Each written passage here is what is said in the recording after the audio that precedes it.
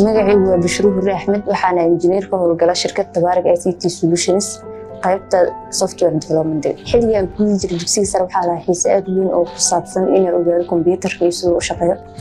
Kadib markii aan jaamacadda bilaabay waxaan arkay problems badan oo ka jira bulshadeena oo u baahan xal farsamo ama technical solutions. Taasi waxay igu dhiirigelisay rabitaan iyo himilo ku aadan in aan ka qayb qaato xalka dhibaatooyinka bulshada haysto anigoo adeegsanayo tiknoolajiyada.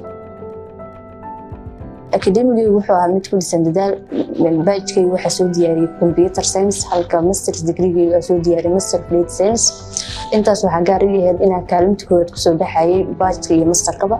Masterka wuxuu gaar iigu sii ahaa in anigoo shaqaynayo haddana aan dhiganayo masterka. Ka shaqaynta Tabaarak ICT Solutions waxay iga dhigtay qof mas'uuliyad leh, nidaamsan.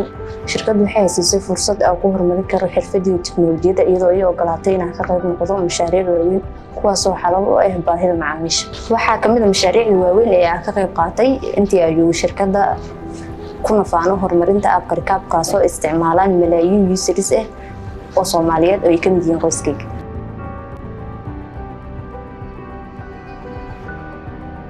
maadaama aan markii hore rabay inaan xalka qayb ka noqdo xalka tiknoolajiyada ee bulshadeena haysto, markii aan arkay app aan qayb weyn ka ahaa oo la isticmaalayo xitaa familkayga baahidooda xaliyay waxay ii noqotay farxad gaar ah.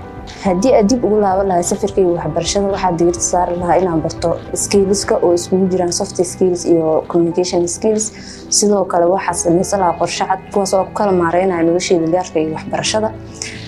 Sidoo kale waxaa ka faa'iideysan lahaa fursadaha internshipka iyo workshopska si aan u helo practical.